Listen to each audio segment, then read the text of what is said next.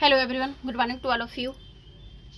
आइए आज माओ त्से तुंग के सिद्धांत को पढ़ेंगे और इनके सिद्धांतों की जो आलोचनाएं हुई है उन आलोचनाओं को भी एक एक करके जानेंगे।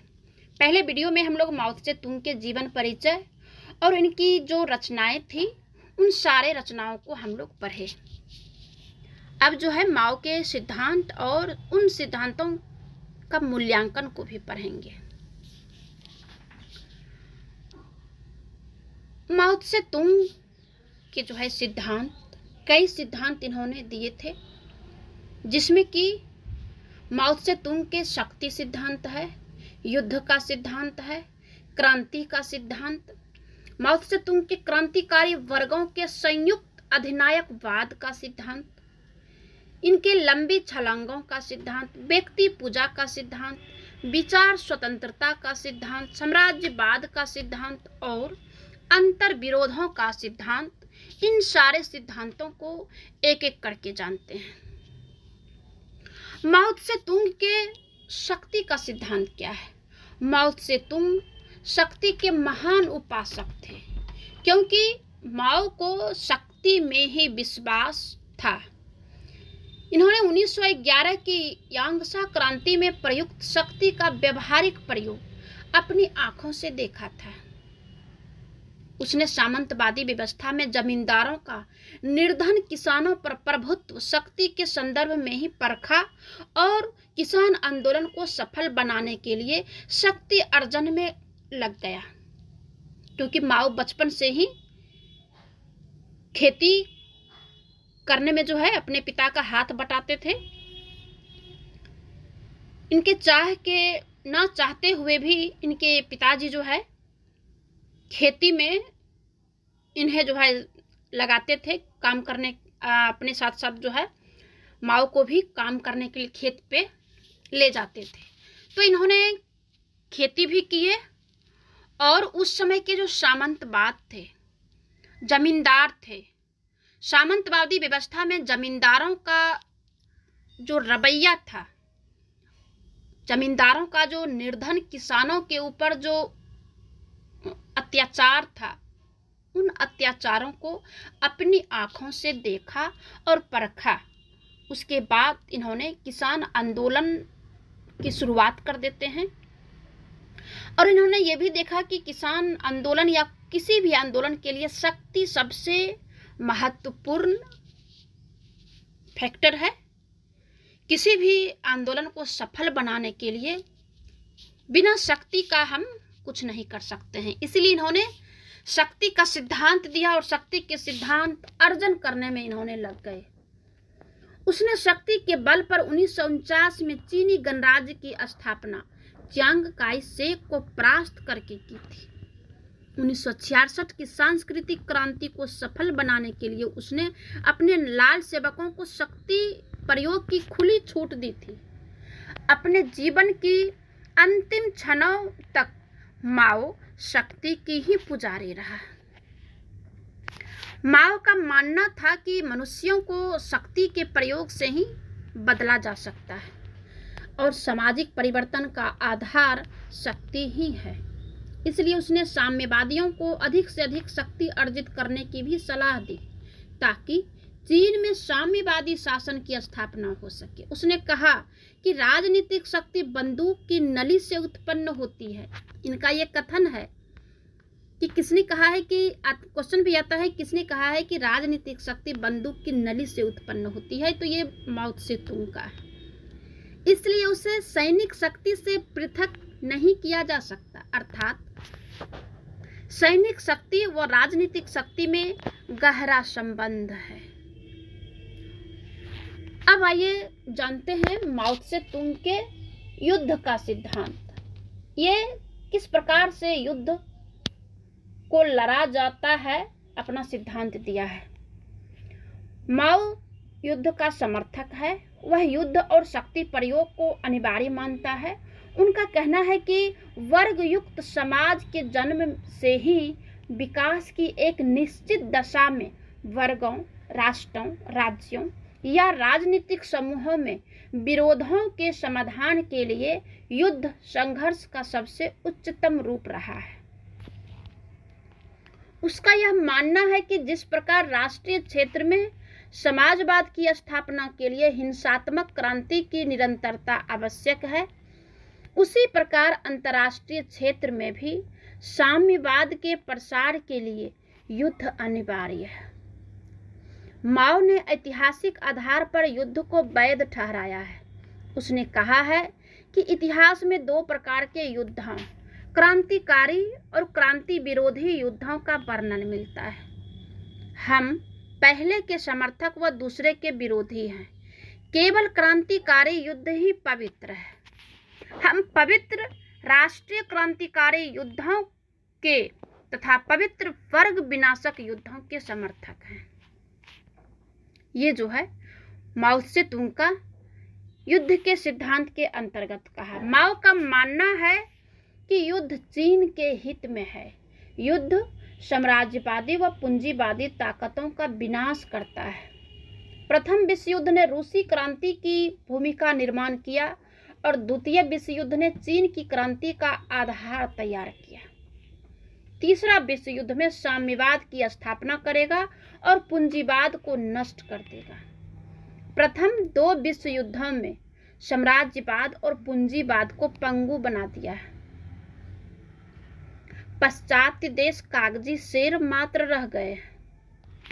इन्होंने पाश्चात्य देश कागजी शेर इसलिए कहा क्योंकि प्रथम विश्व युद्ध और द्वितीय विश्व युद्ध के बाद जो शीत युद्ध का जो दौर चला था और वही शीत युद्ध के दौर में पूंजीवाद ये चीन का जो है आधार बना और उसी समय जो है इनका उदय होता है चीन का, और दूसरे जो पूंजीवादी देश है उसको ललकारना भी ये शुरुआत कर देता है और पाश्चात्य देश को सीधे कागजी शेर का हवाला दे देता है। विश्व में साम्यवाद का विकास हो रहा है, इसीलिए चीन को इस अवसर का लाभ उठाना चाहिए और तीसरे विश्व युद्ध के लिए तैयार रहना चाहिए। साम्यवादियों को पूंजीवादी देशों में युद्ध भड़काने का प्रयास करना चाहिए ताकि विश्व युद्ध के बाद पूरे विश्व में साम्यवाद की स्थापना हो सके। तीसरा विश्व युद्ध चीन के लिए वरदान होगा। ये जो है माओ से तुंग का कहना था युद्ध सिद्धांत के अंतर्गत। अब जो माओ से तुंग के क्रांतिकारी का या क्रांति का जो सिद्धांत इन्होंने दिया है, आइए जानते हैं माओ से तुंग ने क्रांति के सिद्धांत के अंतर्गत क्या कहा है। माओ के क्रांति सिद्धांत का आधार मार्क्सवाद और लेनिनवाद है। माओ ने सशस्त्र क्रांति को उतना ही महत्व दिया जो मार्क्स या लेनिन के समय में था। उसने क्रांति के सिद्धांत को नया व व्यवहारिक रूप देकर एक महान कार्य किया। उसने क्रांति के दो पक्ष यानी राष्ट्रवादी क्रांति और साम्राज्यवादी शक्तियों के विरुद्ध थी तथा लोकतांत्रिक क्रांति जो सामंतवादी जमींदारों के विरुद्ध थी, सबको मिलाकर एक किया। और माओ का मानना था कि ये दोनों क्रांतियां एक दूसरे पर निर्भर है। उसने आगे लिखा है कि साम्राज्यवाद को जब तक उखाड़ फेंक नहीं दिया जाता, सामंतवादी जमींदारों के अत्याचारों का अंत भी संभव नहीं है। इसी तरह साम्राज्यवादी शासन का अंत करने के लिए शक्तिशाली सैनिक टुकड़ियों का गठन तब तक नहीं किया जा सकता जब तक किसानों को सामंतवादी जमींदार वर्ग से संघर्ष के लिए तैयार नहीं कर लिया जाता। इस तरह माओ ने दोनों क्रांतियों को मिलाकर अपना जनवादी क्रांति का सिद्धांत प्रस्तुत करते हैं। माओ का मानना था कि देहात की जो क्रांतिकारी संघर्ष में एक महत्वपूर्ण भूमिका निभा सकते हैं। जो देहाती है, देहाती ही क्रांतिकारी संघर्ष में महत्वपूर्ण भूमिका निभा सकता है, क्योंकि देहाती जो है सब तरह से मजबूत होता है और मजबूत होने का वजह है कि सारे कुछ का अभाव झेल के वो मजबूत हो जाता है। उसका विश्वास था कि शहरों को देहात द्वारा ही घेरा जा सकता है। जहां पर साम्यवाद विरोधी ताकतों का कब्जा है, माओ ने कृषक क्रांतिकारियों को छापामार युद्ध का प्रशिक्षण देने की योजना बनाई। उसने जमींदारों के अत्याचारों से किसानों को मुक्ति दिलाई और शहरों के तरफ प्रस्थान किया। पहले तो उन्होंने गांव को मजबूत किया, गांव के लोगों को मजबूत किया, उसको प्रशिक्षण दिया, उसके बाद शहर में प्रवेश करता है। इस तरह माओ ने क्रांति के दोहरे उद्देश्य एक साथ प्राप्त कर लेते हैं। ग्रामीण क्षेत्रों को सामंतवाद से मुक्त कराकर साम्यवाद की स्थापना के लिए शहरों की तरफ बढ़ना माओ की क्रांति की विशिष्ट तकनीक थी। माओ ने चीनी परिस्थितियों के अनुसार क्रांति को एक शाश्वत प्रक्रिया बनाया और सर्वहारा वर्ग की क्रांति तक ही इसे सीमित न करके अन्य वर्गों का भी सहयोग प्राप्त किया। जैसे गांव को पहले अपने कब्जे में नहीं, यानी गांव को अपना पहले संगठन में शामिल किया, उसके बाद शहर में प्रवेश करते हैं और शहर में प्रवेश करने के बाद जो अलग अलग वर्ग के लोग होते हैं, उन सारे वर्गों के लोगों का जो है इन्हें सहयोग मिलता है और इन्हें सहयोग प्राप्त भी करते हैं। उसने क्रांति के लिए 4 वर्ग, कृषक, श्रमिक, छोटे बुर्जुआ वर्ग और राष्ट्रीय पूंजीपति को चुना और राष्ट्रीय पूंजीपतियों से उसका कहना था कि निर्धन कृषकों का नेतृत्व अत्यधिक आवश्यक है और बिना निर्धन किसानों की कोई क्रांति नहीं हो सकती है, क्योंकि उनको पता है कि निर्धन किसान को खोने के लिए कुछ नहीं है और पाने के लिए बहुत कुछ है। जो मार्क्स ने भी नारा दिया था किसानों को और मजदूर वर्गों को कि आप अपनी जंजीरों को तोड़ो, क्योंकि आपको खोने के लिए कुछ भी नहीं है और पाने के लिए पूरा संसार रखा है। तो वही, क्योंकि माओ ने भी मार्क्स और लेनिन का अध्ययन किया था और उनके विचारों का इनके ऊपर प्रभाव भी था, जो कि मार्क्स ने मजदूर को संगठन का मोहरा बनाया था। उससे भी आगे जाकर माओ ने किसान और मजदूर के साथ साथ शहरी क्षेत्र में प्रवेश करके शहरी क्षेत्र में जितने भी वर्ग आते हैं, ये 4 प्रकार के वर्ग जो इन्होंने बताया, इन चारों वर्गों का सहायता प्राप्त करते हैं। उनका अपमान क्रांति का अपमान है। इन्होंने बिना निर्धन किसानों के कोई क्रांति नहीं हो सकता है, इनका कहना था। और इनका दूरदर्शी जो सोच थी वो भी गजब की थी। इनका जो निशाना कहीं और रहता था और काम कहीं और करते थे। पहले तो इन्हें सत्ता चाहिए था, सत्ता के अंतर्गत सत्ता हासिल होने के बाद जो है इनका जो सिद्धांत देख रहे हैं, एक एक करके आगे भी देखते जाइए। इन्होंने निर्धन किसानों के बारे में कहा कि उनका अपमान क्रांति का अपमान है। यहाँ पे जैसे नेता लोग कहते हैं कि फलाना वर्ग को जो है अच्छा सम्मान नहीं मिला, जो जाति विशेष या फिर वर्ग विशेष को वोट बैंक के लिए जो उनके सहयोगात्मक बात बोलते हैं जो नेता लोग, यही बात यहाँ पे माओ का भी हमें प्रतीत होता है कि किसानों का, निर्धन किसानों का अपमान क्रांति का अपमान है। उन पर प्रहार क्रांति का प्रहार है। माओ की दृष्टि में सर्वहारा वर्ग में किसान वर्ग भी शामिल है। यह सर्वहारा वर्ग ही क्रांति की संचालक शक्ति है। अब आइए जानते हैं माओ के सांस्कृतिक क्रांति।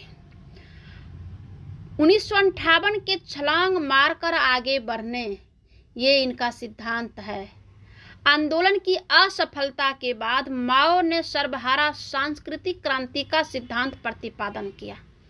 माओ ने इस बात पर जोर दिया कि मार्क्सवाद की विजय या चीन में साम्यवाद को मजबूत बनाने के लिए वैचारिक और भावनात्मक क्रांति की आवश्यकता है।